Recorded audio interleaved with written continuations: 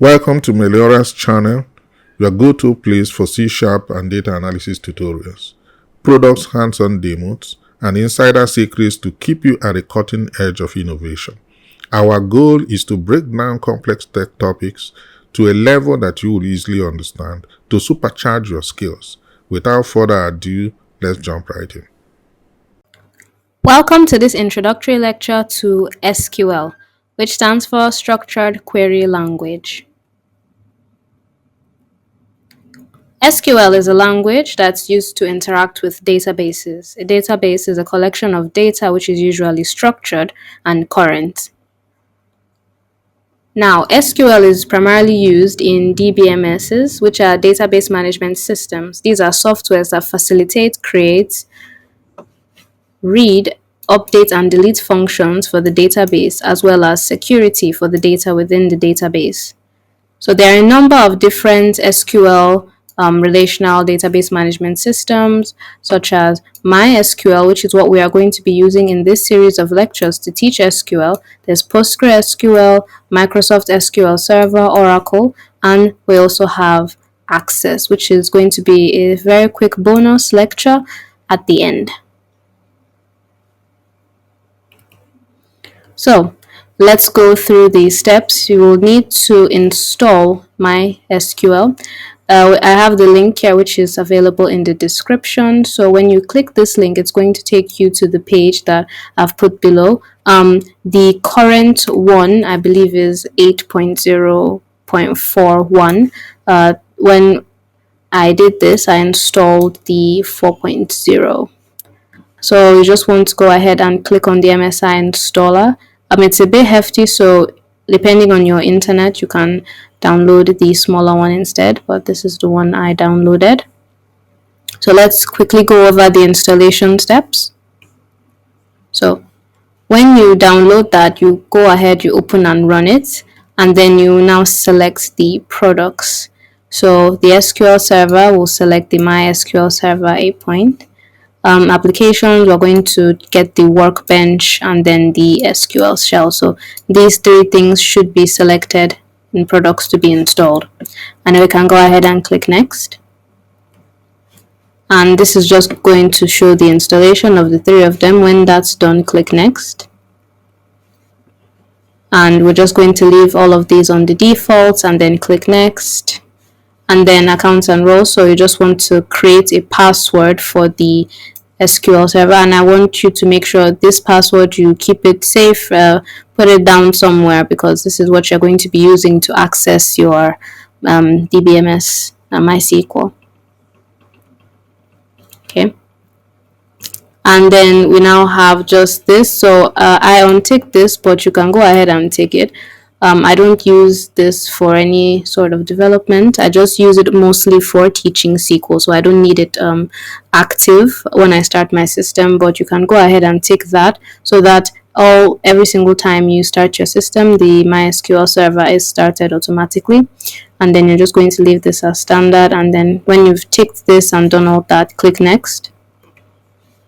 And then file permissions, just leave that in the default. Next, and then it's now going to apply the configurations. All of this should go. This particularly will take a while. Then when everything is finished, you just go ahead and click finish. There we go. Next. Yeah. And installation complete. So you can see it's going to start the workbench and the shell after setup. So if you click finish, if you've done your installation well, the shell and workbench should pop up, similar to this here.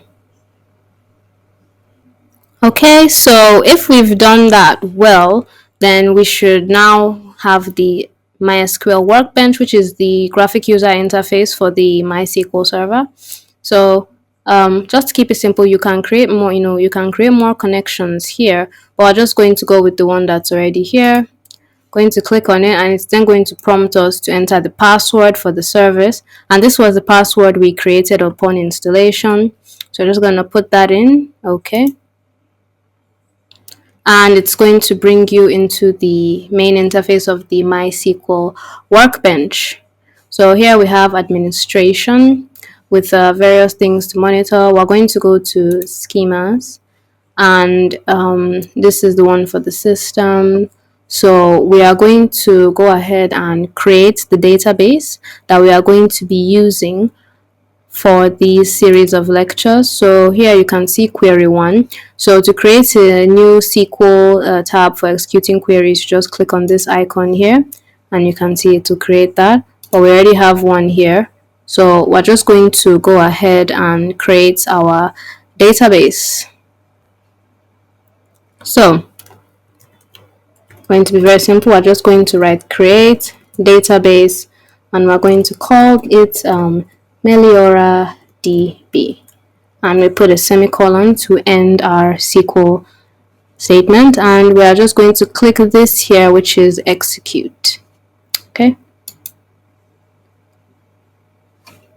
And in the action output, we can see that we have successfully performed the create Meliora DB database, and you will not see it immediately here simply because we want to click on this to refresh.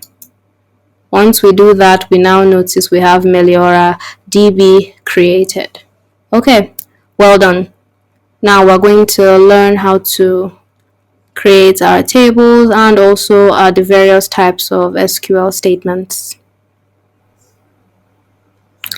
Okay, so these are examples of the types of SQL statements, SQL or SQL statements, whichever you prefer to address the acronym as. So we have the data definition language SQL command. So these are used to define and manage the database objects. So we have commands such as create, alter, truncate, drop, to create your databases, tables, alter fields in the tables and things like that. And then we now have the DMLs, the data manipulation SQL commands. So we have things like select, update, insert, delete. So these are actually used to interact with the actual data contained in the tables in your database. Now select sometimes is grouped on its own outside of these ones with as data as DQL, like data query language, but it's also oftentimes included in the data manipulation language category. So yes, so in the next lecture we are going to go ahead and utilize our DDL statements to create a table in our newly created database, Meliora DB. Okay, see you in the next lecture. Thank you for watching, and if you learned something new or enjoyed this video, be sure to show us support by clicking like and subscribe. Your support helps us to bring you even better content, so stay tuned for the next exciting video. You can also click the link below to see other free and paid videos on other exciting topics. If the click did not work, kindly copy the link and paste on your browser. Thank you and see you in the next video.